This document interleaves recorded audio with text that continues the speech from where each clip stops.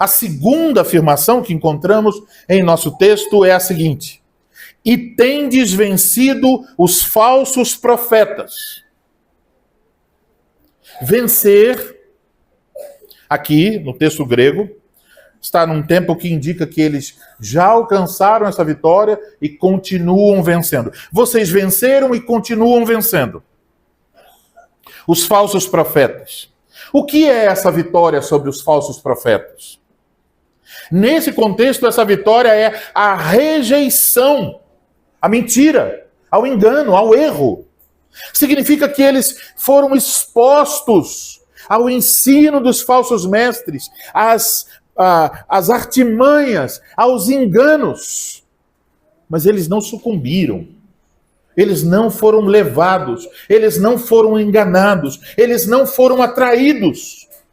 Eles venceram os falsos profetas. Significa, então, rejeição ao falso ensino. Mas significa também apego à verdade. Apego a tudo que o Evangelho diz a respeito de Jesus Cristo. Apego à cristologia ensinada pelos apóstolos. É uma perseverança na verdade. Ao ouvir sobre essa vitória, podemos nos perguntar como isso é possível. E a pergunta é justa pelo que nós ouvimos no domingo passado. Ouvimos que o mundo está cheio de falsos profetas. E que os falsos profetas possuem uma capacidade para enganar. A Escritura diz claramente, se possível, enganariam até mesmo aos escolhidos. Então eles têm a capacidade até para enganar os escolhidos.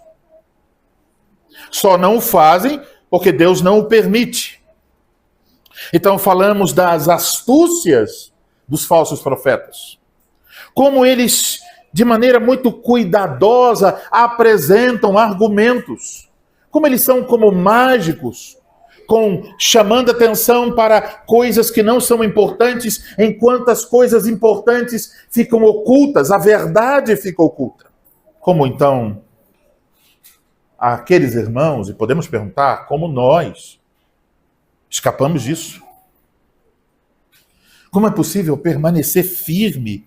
Como alguém que entra no YouTube pode chegar até pregadores fiéis quando há muito mais pregadores infiéis?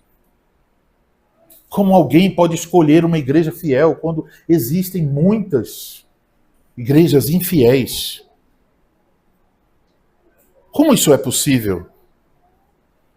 Como é possível permanecer na fé apostólica, na doutrina apostólica? O que realmente faz a diferença entre o vós e o eles? Qual é o segredo por trás da vitória sobre os falsos profetas? Vamos considerar, será que é a inteligência? Somos mais inteligentes? Os leitores de João eram mais inteligentes? Será que é a habilidade? Habilidade para argumentar, para pensar racionalmente, de maneira lógica, ou habilidade para vencer um debate, uma habilidade, chamaremos de apologética? Será que é a perspicácia? Como um dom natural de perceber que alguma coisa está errado e fugir daquilo? O que a Escritura responde aqui? Não é nada disso.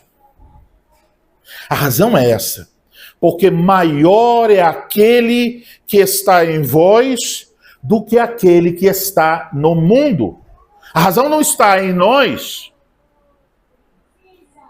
mas está dentro de nós. A vitória sobre os falsos profetas decorre, é alcançada pela habitação do Espírito Santo em nós. O Espírito Santo é maior do que todos os falsos profetas juntos, do que todos os poderes infernais e de seu próprio líder, o diabo. Ele é maior do que aquele que está no mundo. Percebam? De um lado temos o Espírito Santo agindo nos crentes, do outro lado temos aquele que está no mundo. Uma referência ao espírito do anticristo que opera nos falsos profetas. E nessa conta entra o próprio pai da mentira, o diabo, que impulsiona os falsos profetas. Então temos uma hoste de inimigos ferozes, terríveis, enganadores, mentirosos.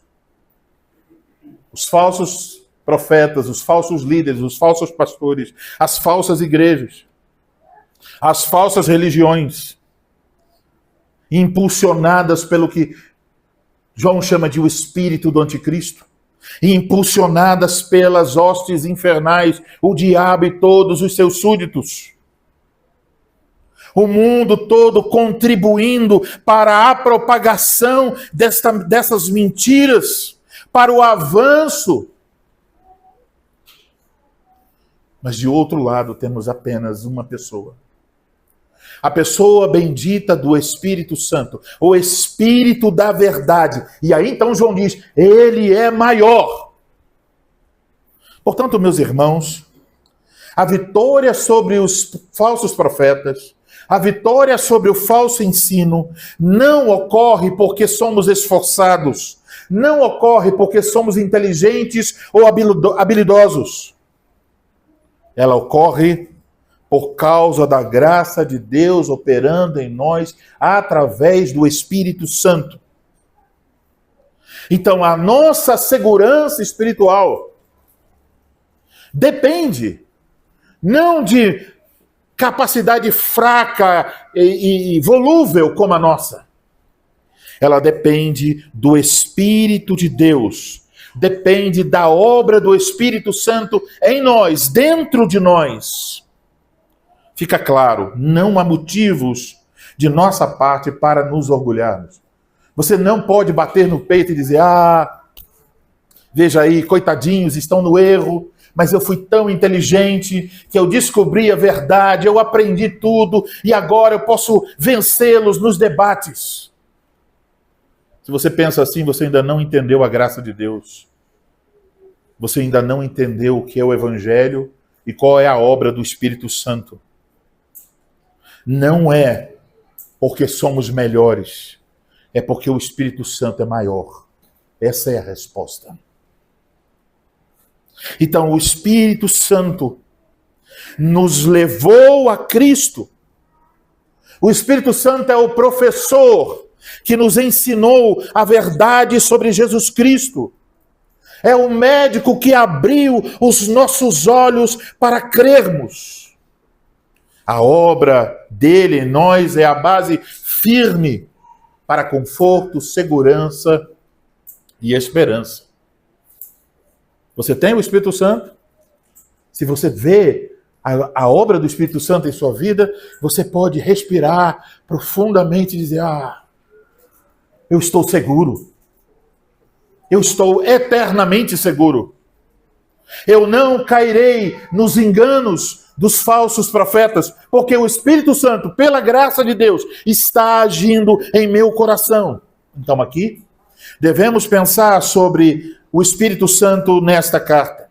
Qual é o papel do Espírito Santo? O papel do Espírito Santo no Evangelho de João e na primeira carta de João é dar testemunho verdadeiro a respeito de Jesus Cristo. O Espírito Santo não chama atenção para si mesmo. Ele não chama atenção para o pregador e para os seus dons. Ele não chama e não focaliza a mensagem nos ouvintes. E se você adota esse critério para avaliar os pregadores e as pregações, se elas vêm de Deus ou se elas são do mundo, eu digo a você, essa lâmina é eficaz. Ela separa, ela corta, ela discrimina.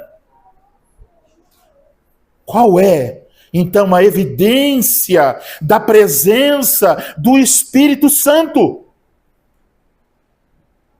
Se o pregador chama atenção para o Espírito Santo, não é o Espírito Santo que está falando. Se o pregador chama atenção para si mesmo, não é o Espírito Santo que está falando. Se o pregador focaliza nos interesses, nos desejos de seus ouvintes, não é o Espírito Santo quem está falando. O trabalho bendito do Espírito Santo é testemunhar a respeito de Cristo. E ele faz com que nós façamos o mesmo. E recebereis a virtude do Espírito Santo e ser-me-eis testemunhas. Testemunhas de Cristo. Esse é o papel do Espírito Santo. Vocês podem notar isso, por exemplo, no dia de Pentecostes.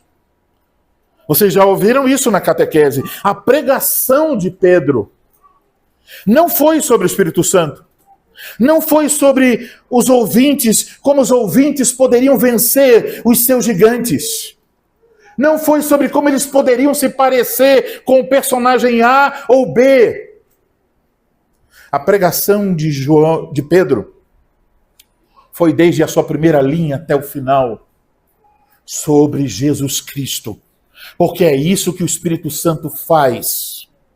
Lembre-se, o assunto nessa parte da carta é sobre a fé em Jesus Cristo, tal como revelado no Evangelho.